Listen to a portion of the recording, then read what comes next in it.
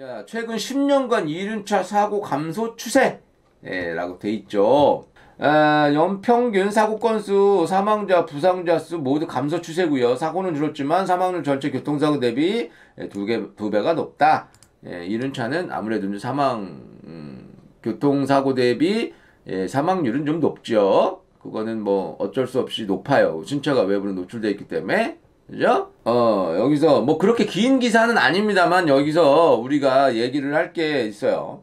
지금 최근 10년간 이륜자동차 사고가 2015년 정점을 찍은 뒤 꾸준히 줄고 있는 것으로 나타났다. 도로교통공단이 발표한 2019년판 교통사고 통계에 따르면 2009년부터 2018년까지 10년간 이륜자동차 사고 연평균 사고 건수, 사망자 수, 부상자 수 모두 감소 추세인 것으로 분석됐다라고 돼 있죠. 자, 그러면 2015년엔 이륜자동차 교통사고가 왜 정점을 찍었을까요? 정점을 찍었다는 건 한참 사망자 수가 오히려 늘다가 그때부터 이 하향세를 났다는 거잖아요. 왜 그랬을까?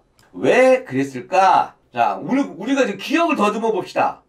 우리가 기억을 더듬어 보면 2015년도가 어느 대통령이었죠? 박근혜 정권이었죠. 그러면 박근혜 정권이 뭘 했나? 박근혜 정권 이게 이게 안 했어요. 그런데 생각해보면 이명박 정권 때 운전면허 간소화 정책을 하죠. 운전면허 간소화 정책이 이명박 정권 때 그 5년 동안에 그러니까 솔직히 그냥 운전면허 그냥 줬잖아요, 거의. 그래서 심지어 중국에서 그 운전면허 그 투어를 와가지고 한국에서 운전면허 따가지고 가서 중국에서 국제면허로 바꾸고 막 이런 사람들 운전면허 취득 관광이 올 정도로 너무 허접했죠. 그래서 수준 미달의 운전자들이 거리로 쏟아지기 시작했죠. 그래서 피해를 본 게 누구예요? 그래서 피해를 본 게 실질적으로 다치고 사망한 사람 누구예요? 이륜차 라이더예요.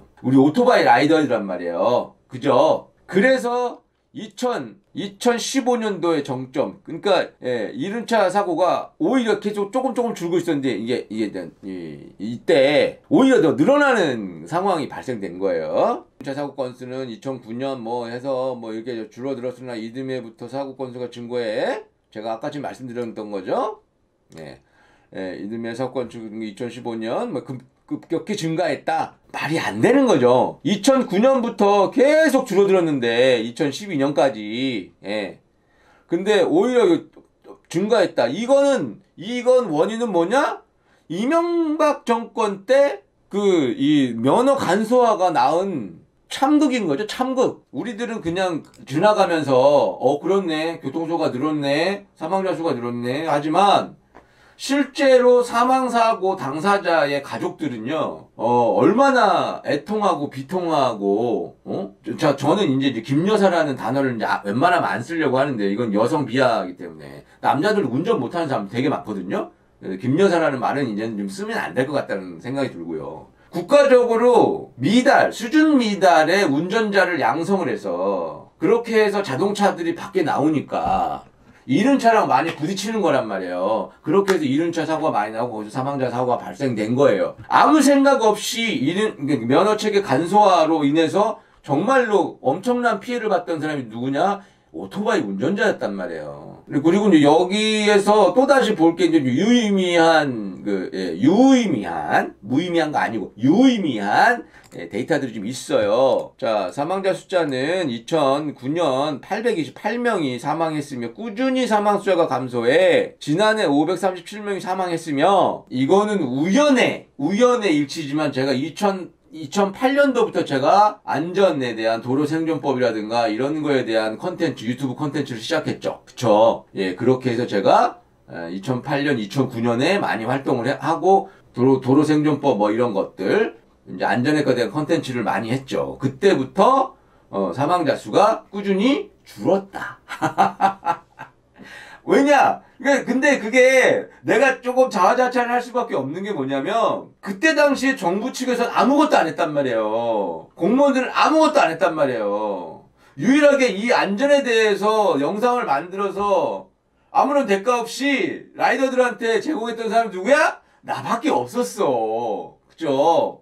그래서 뭐 물론 나 때문에 그 이제 사망자 수가 줄어들었는지는 모르겠어요. 하지만 나도 열심히 했다. 예, 나도 열심히 했다. 예, 뿌듯하다. 예, 어찌됐든 사망자 수가 줄었으니까 뿌듯하다. 라는 걸 말씀드리고 싶은 거예요. 예, 근데 좀 비약적으로 좀 많이 이 사망자 수가 줄어든 거는 사실이에요. 왜냐면 사망자 숫자는 2009년 여러분들 생각해봐요. 정부에서 면허체계를 바꿨어요. 뭐 교육을 한 번이라도 해봐서 아무것도 안 했잖아요.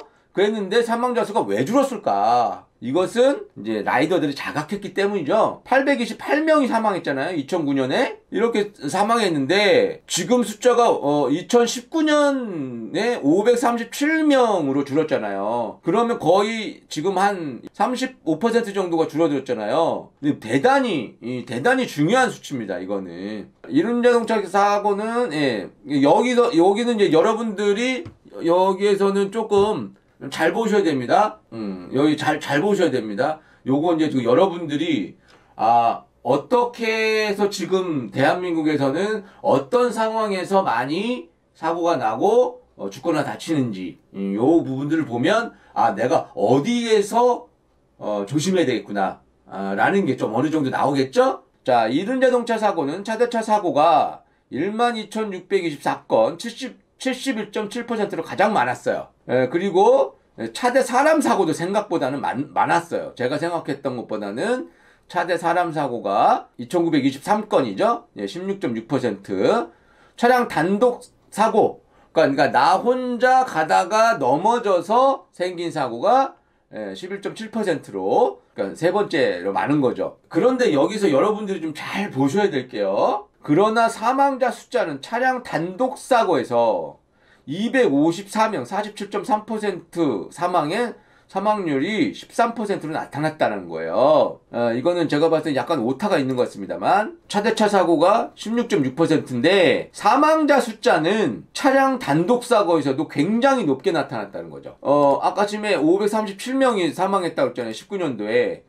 근데 차량 단독 사고 254명이라는 거는 차대차 사고뿐만 아니라 거의 반반 사고다. 지금 자동차랑 부딪히거나 자동차가 부딪혀서 발생된 사고와 내가 혼자 타고 가다가 넘어져서 발생한 사고, 요런 사고와 봤을 때 거의 비슷비슷하다는 거예요. 근데 여기에서 제가 그 조사를 더 해보면 알겠지만, 이 차량 혼자 단독 사고가 발생돼서 사망하는 사건이요. 그런 사건이 실질적으로 레저 바이크들 중에서 많습니다. 고출력 바이크들 중에서 많아요. 여러분들 125cc 타고 다니다가 사망 사고가 비율적으로 따져보면요, 레저형 바이크들의 사망 사고율보다 훨씬 적습니다.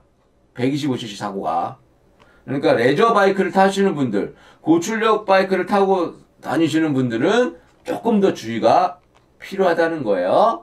여기 이륜자동차 이게 보면 사망사고가 많았던 차대차 사고 사망자, 그래서 지금 거의 동률이거든요.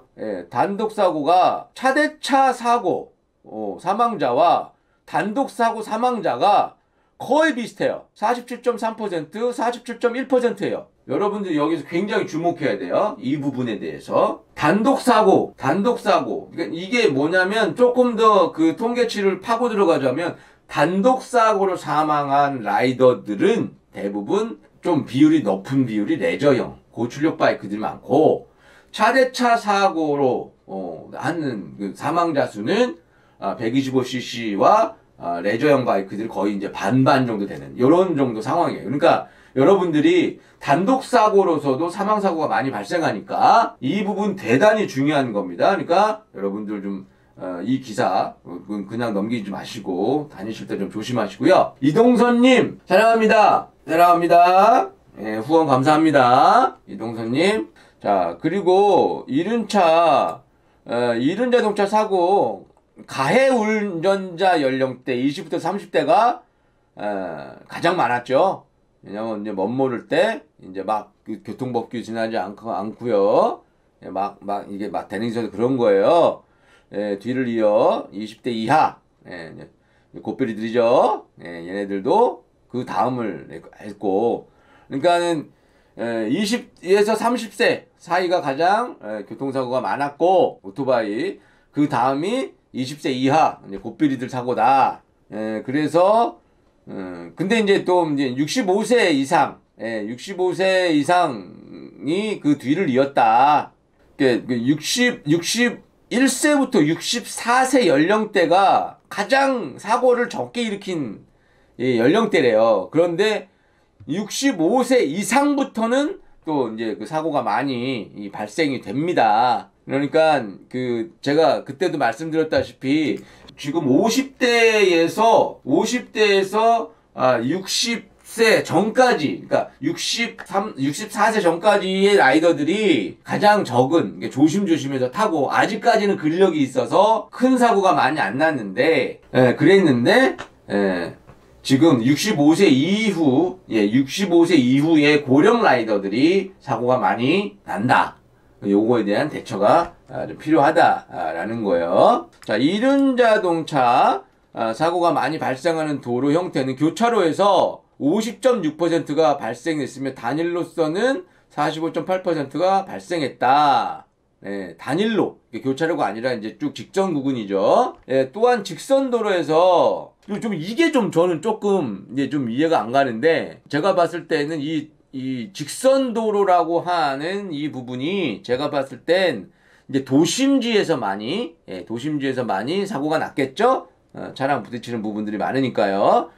또한 직선 도로에서 92.5%가 사고가 나요. 근데 커브에서 1164건, 6.6%의 사고가 발생했어요. 그런데 사망자 숫자는 직선도로 391건, 72.8%, 커브에서 25.9%로 커브에서 사고가 났을 때 치명적인 것으로 분석됐다. 무슨 말인지 아시겠죠? 그 커브에서 아직 우리나라 라이더들이 이런 교육 상태라든가, 그래서 커브 돌 때 사고가 많이 나니까 여러분들도 조심하셔야 된다. 요 얘기입니다. 뭔 말인지 아시겠죠? 이륜자동차 사고가 많이 발생하는 도로 형태에는 교차로에서 발생했으며, 특히나 교차로에서는 제가 말씀 많이 드렸죠? 교차로에서는 항상 신호 터진 다음에 0.5초씩만 이렇게 미친 척 하는, 마지막 신호를 받으려고 막 갖다 째는, 이런 차들이 있는지 반드시 확인하고, 그러니까 1초만 늦게 출발한다고 똑딱 출발. 한 번, 두 번 출발. 요것만 지켜줘도, 교차로 사고율이 굉장히 많이 줄어들 수 있다. 그러니까 여러분들이, 많은 분들한테, 특히나 라이더 새내기들이 이제 입문하는 사람이 있으면, 여러분들이 다 가서 얘기해주고, 이렇게 하니까 꼭 이것은 지켜라. 이렇게 얘기를 해야 되는 겁니다. 여러분들이 먼저 알고 먼저 행동하시는 분들, 지금 제 방송을 들으시는 분들은 대부분 다 좀 선진적인 마인드를 갖고 있고, 많은 라이더들이 같이 그 안전을 고민하시는 분들이기 때문에 제 방송을 들으시는 거거든요. 그렇기 때문에 여러분들이 항상 어디 가셔서 이런 것들은 이렇게 해야 된다. 안전을 위해서 이렇게 해야 된다. 라고 말씀을 좀 많이 해주십시오.